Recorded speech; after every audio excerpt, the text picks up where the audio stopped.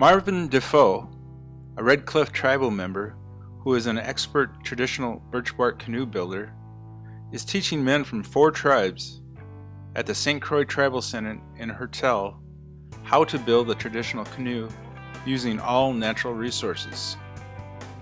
As the men work, more than a canoe is being created. All of them said they are appreciative of the opportunity to learn and become skillful in their traditional ways. It's a big one, huh? All the heaviest guys are going to get in there when it's done.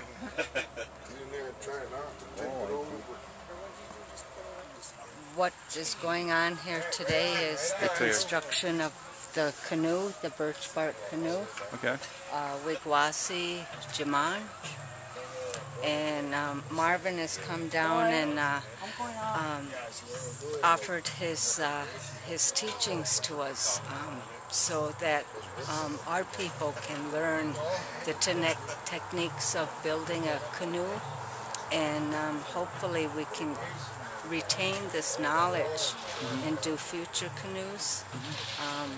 One thing I say here is that because of the Sandy Lake tragedy of 1850, I would like to have this canoe go across that lake to signify and to remember those ancestors that perished there. And I think it would be a very great honor for us to be able to do that for our ancestors in a birch bark canoe, because that was the original means of transportation for our people back then. So I think it's very important for us here to learn this technique again and to retain it with us, because this the construction of the birch bark canoe was just about lost to our people here. I don't recall anybody that knows now how to build it from beginning to end. We did have somebody years ago that used to make small birch bark canoes for us, just for like decoration and museum pieces. But this is a very big honor for us, because for the construction of it is in the original form that it was a long time ago.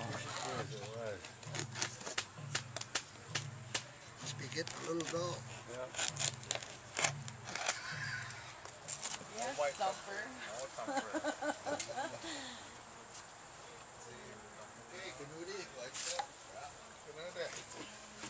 Go up there and head in.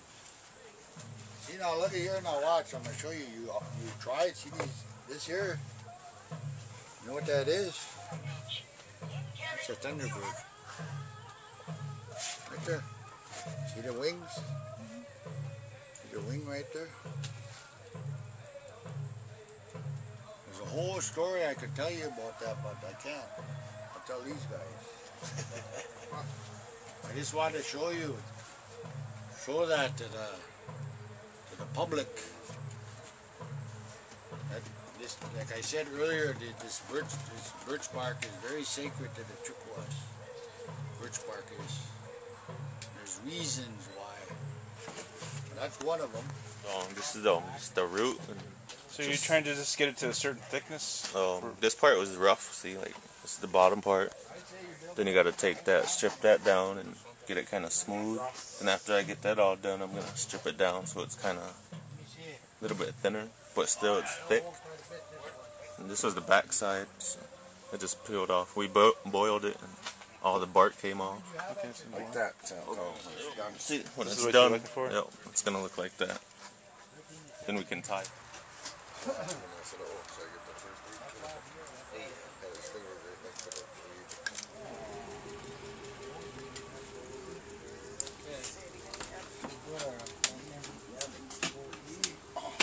Yes. Is this your first birch bark canoe you've worked on? Yeah, this is my first birch bark canoe. It's pretty fun building it. So what's that like? What's the process and being involved with this? What's that like for you? Well, it's an experience that I've never had. It's nice to be working with fellow people my people. Feels good to work with them. And, you know, the process is long, but it takes patience and time. Right. And Well, this is a traditional skill that's been passed down for thousands of years. How does it feel to be part of something like that? I mean, that long history. it's really good because now at least I'll know that I can build one of these on my own or with other people, and it just makes me feel good that I'm learning my old ways, my roots, to my people. Sure. And it feels good. Feels good. It feels really good. It looks like it's going to be a really beautiful canoe when it's built. I hope it's beautiful when we get done with it, because then I know that I built a beautiful canoe. Right. Well, thank you. Yep. Wonderful.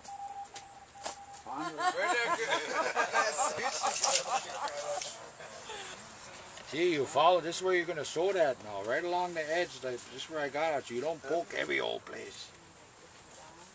You poke this way, you're going to sew about right there, see? Keep it at end. Oh, there, good, right there. Tight. Good, right there.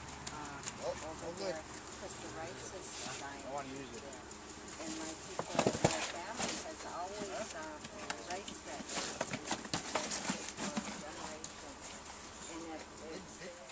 Show them all in the woods. Alright, I'll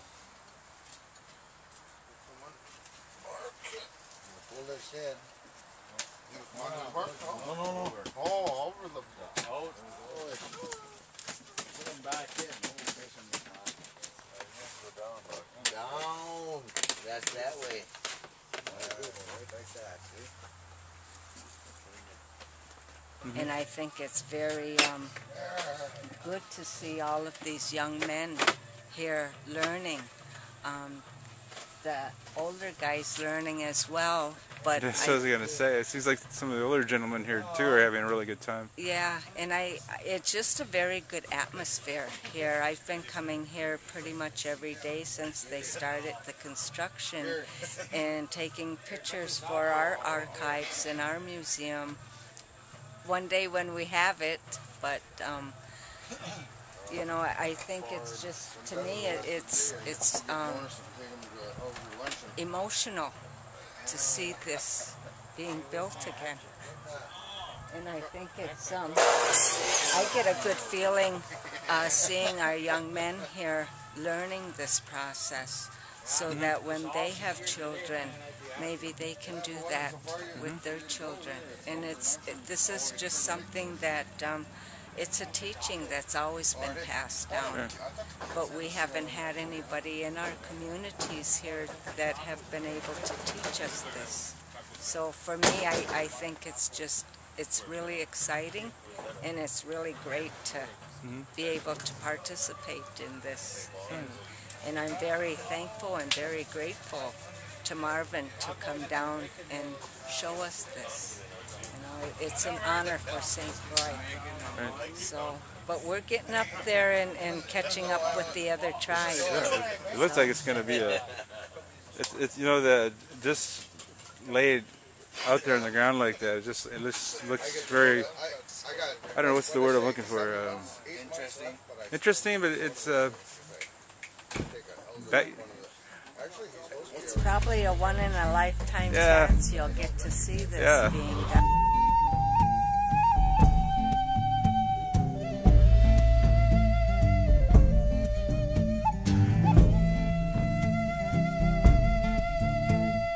Gathering on sacred lakes, relatives from everywhere, traveling any way we can. The sound of drums are in the air. No child left behind, several nations intertwined. We dance for celebration, honoring all creation. A history-making event occurred Friday, August 17th at Big Sand Lake, north of the St. Croix Tribal Center in Hertel, Burnett County, with the launching of a traditional birch bark canoe made at the Tribal Center under the guidance of Red Cliff Tribal member and traditional canoe builder Marvin Defoe. Many said it was the first traditional canoe built by the tribe in a generation.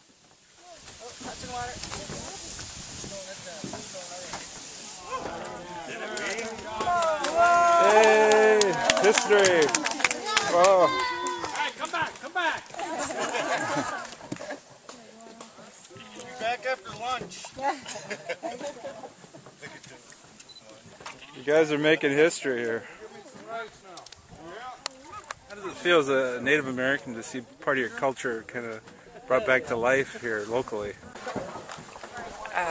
I think it's awesome. You know, it's a missing part of a lot of people's lives. You know, just being out on the water. Yeah. I think it's a good thing.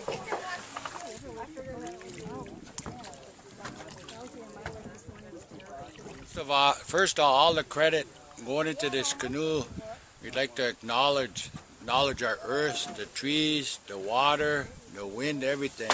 Because without that, this day wouldn't happen. How I feel is I feel very proud for the St. Croix community, because I can sense going in this lake that this lake right here probably hasn't seen a birch bark canoe in many years. And another thing, even though we're smiling looking at the beauty of the canoe, nature is smiling too. There's a big smile that come on the lake when we first put the canoe in. The sun is shining and it's a good day. Oh yeah, it feels pretty good. Spread your feet out a little bit. There you go, right there. There, that's better. Hey, where's that Steve at? Guys, you got a chance to be in the canoe you made. How did that feel? Felt really good. Never got to do that before. Yeah, it was an awesome experience. Just all the long process that we had to do when we got it out in the water. It was just smooth sailing after that. You're making history, Wanda. I gotta get used to this. So The history preservationist lady is making history. Go across Sandy Lake. Wow. Wow.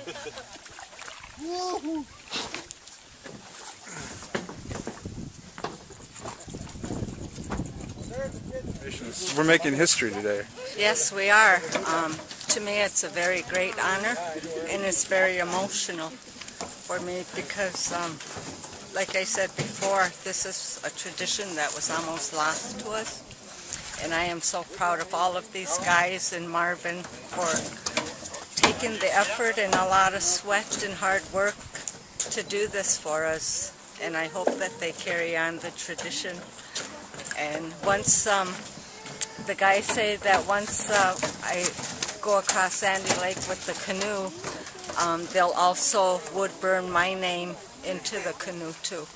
How did that feel like for you to be in the canoe? It was really amazing because it's my first time ever being in a birch bark canoe. So it was like the balance of it and how to properly paddle. It was just astonishing for me, and it really captures my heart.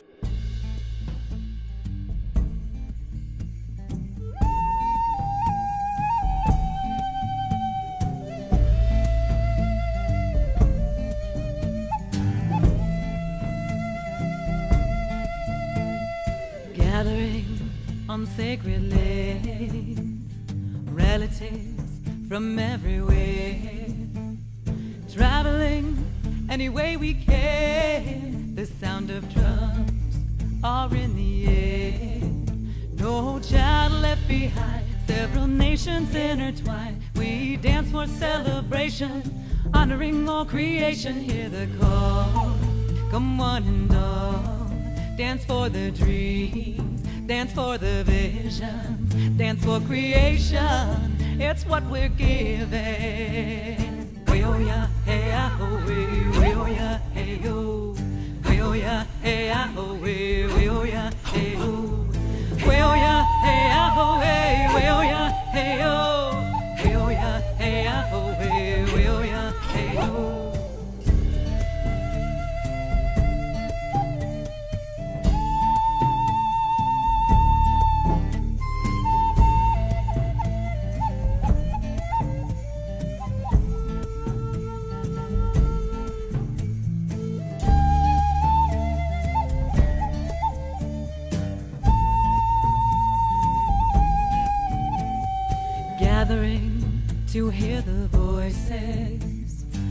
young and old will learn the songs. It's our spirit and it rejoices, young and old. Come join us.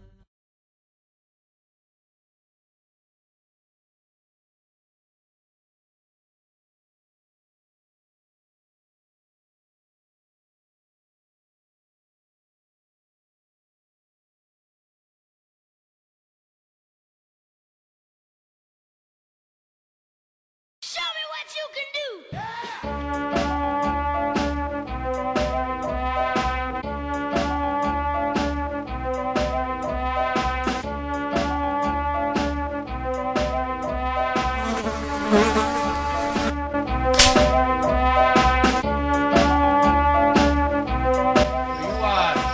Are you guys CNN?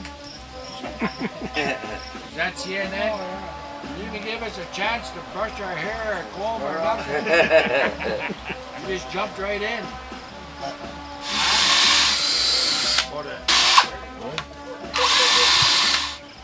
One thing, though, I bet you're wondering, all you viewers, why is the Shinabe using a DeWalt drill? That's probably the first thought that ever come to your mind. But I tell you what, the Shinabe birch bark canoe builders, you know, DeWalt, they were thinking, I think when they designed this drill, they were thinking of Shinabe. They were thinking of us doing this. Because if our ancestors had a DeWalt drill 100 years ago, guess what? They would use it. So that's why we're using it. Yeah. Just little bits of information for you, for all you educators wondering where all this technology comes from. Yeah, I like to joke around a little bit, but I'm part serious when I say that. It's always the idea that because we're Indian or we're Native or we're Shinabe, that we're not entitled to using modern tools. They always said, and it used to be that way. When we first started spearing, regaining our spearing rights, I hear that a lot. Oh, you Indians, why don't you go back to your canoes and your, remember that? Spears. Or your bone tools and all of that. They expect us to be out there with our loincloths like this. I don't know, I can do it.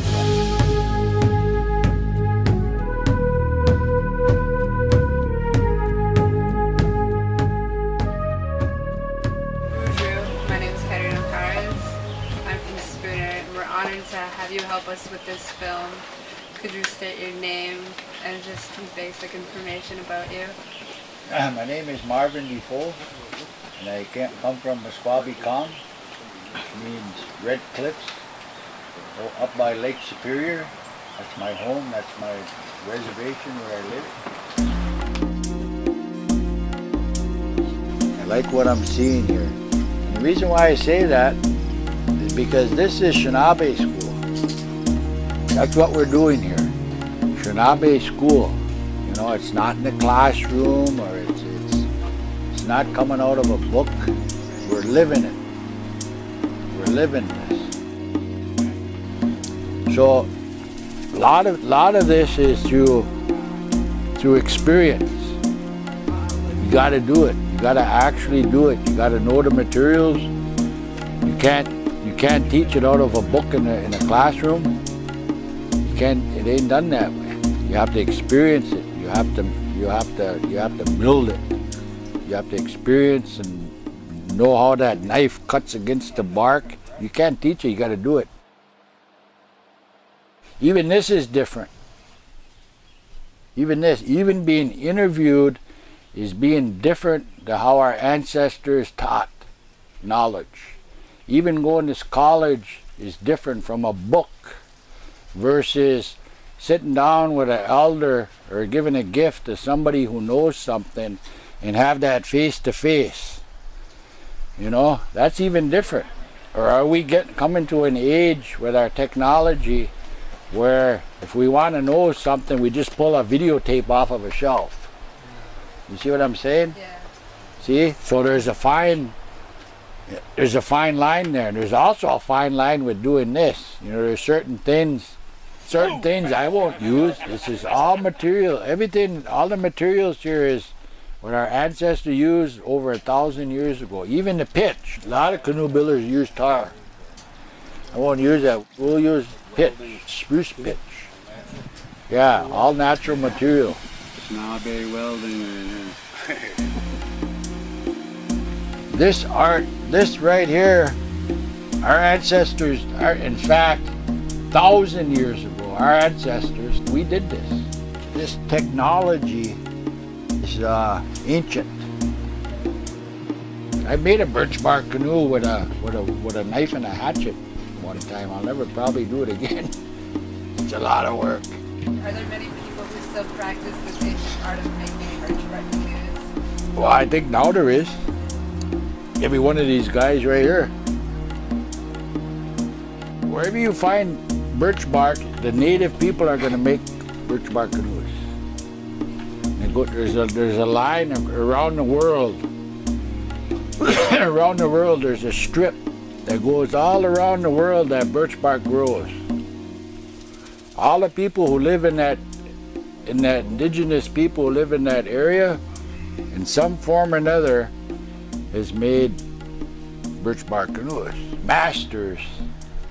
What I mean by that is somebody who just go and make the canoe all by themselves. There's probably about 10. Probably about 10 in the whole world.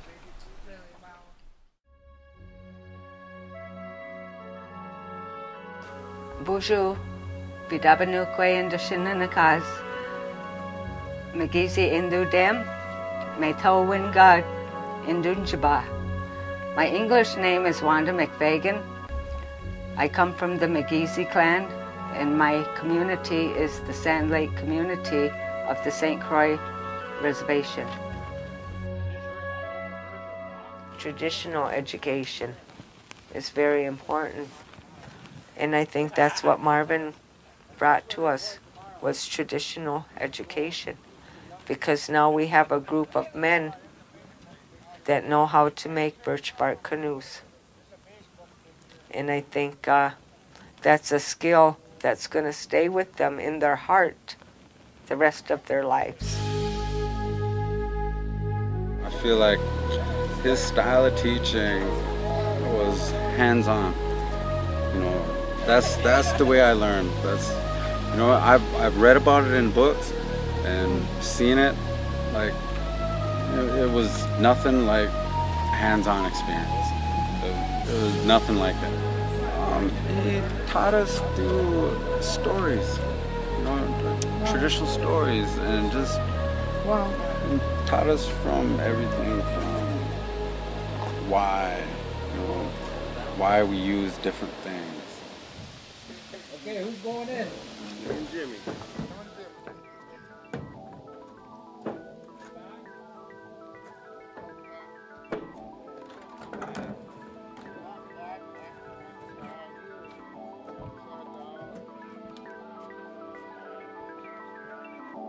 I went around to all of the guys and I shook all of their hands and I told them how proud I was of all of them for doing this, for bringing this tradition back and to keep it, you know, for us here, because they're going to be our canoe makers now.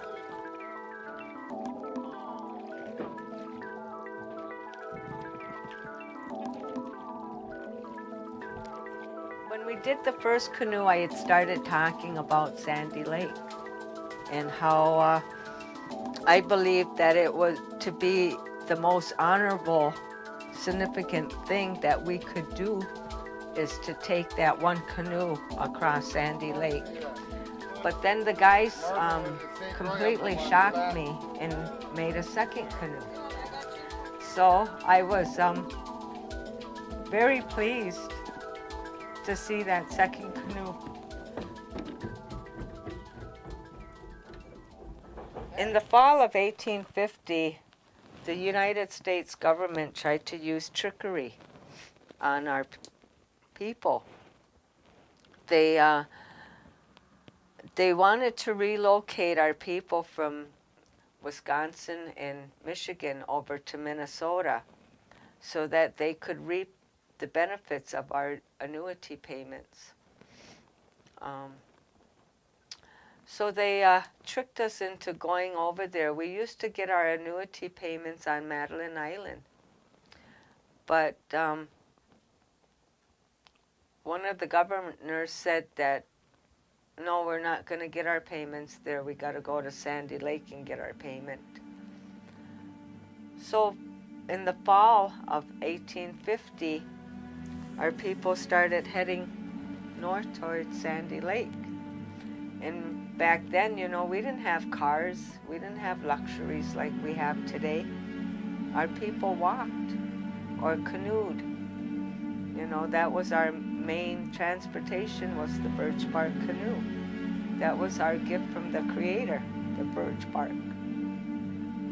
So our people started heading to Sandy Lake. You know, they didn't have much when they set out to go to Sandy Lake. And by the time they got there, they didn't have nothing. But they were waiting and waiting for the payment and the food and everything else, and the government didn't give it all to us the way that they were supposed to. So a lot of our people died over there in Sandy Lake. They died of hunger. They died of being exposed to the elements, the freezing cold. They died of diseases because they couldn't fight off anything. They didn't have any nourishment, no blankets, nothing. So they couldn't fight off the elements, so they got sick and died.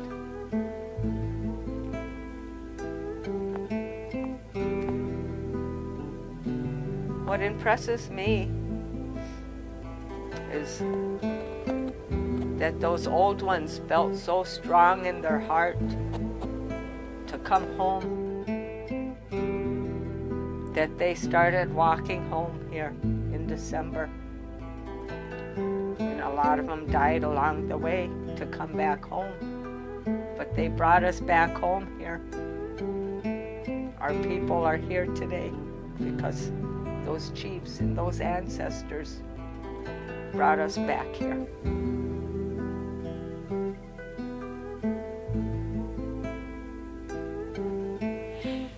It was very emotional. What the United States government tried to do to us, that hurt. And it just, it hurt my heart. I just kind of thought, how could they do that to us? How could they?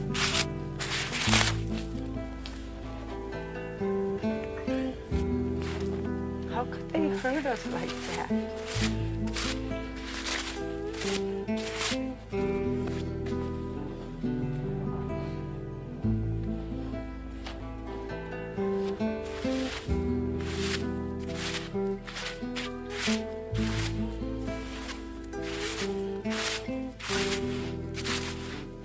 Tell him I blame him for the children we have lost.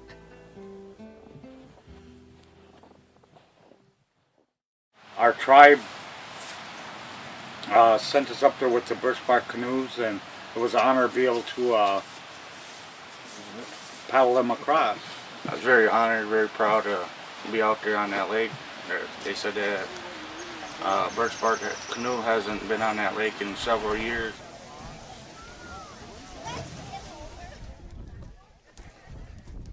That, you know, that signifies a lot. I mean, there, you know, the spirits of the lake, spirits along the side there where many of the Native American had passed away because of what had happened. What we did was really, really significant. I know it was.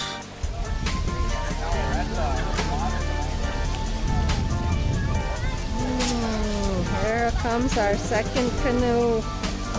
Oh, Creator, you have blessed us today. Yay!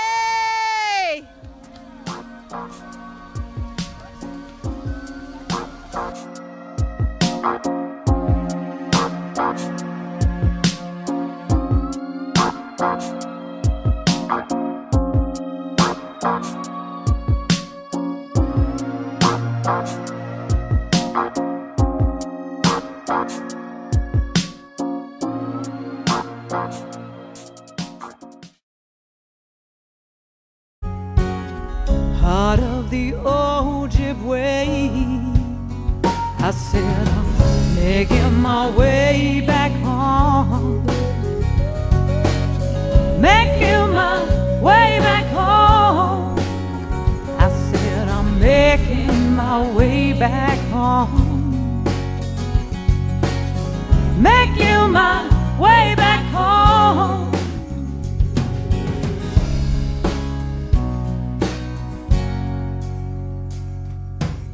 Sitting on Long Lake, oh, watching the sun fade,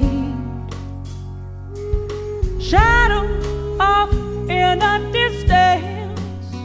Oh, I can hear them calling my name.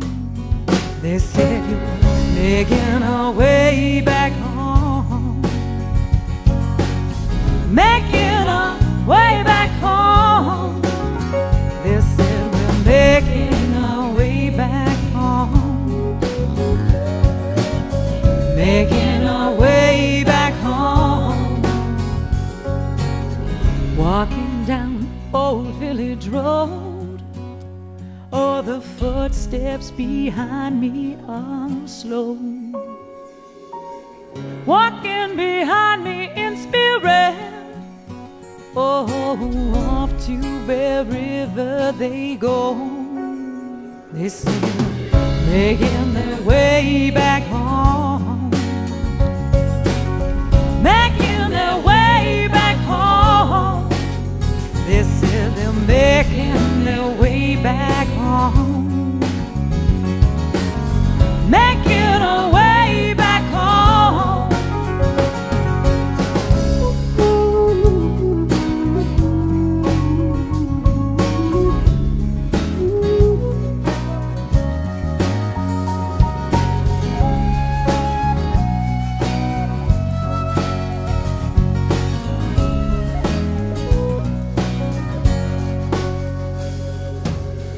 Sitting on the banks of Sand Beach, oh, wind rushes over me.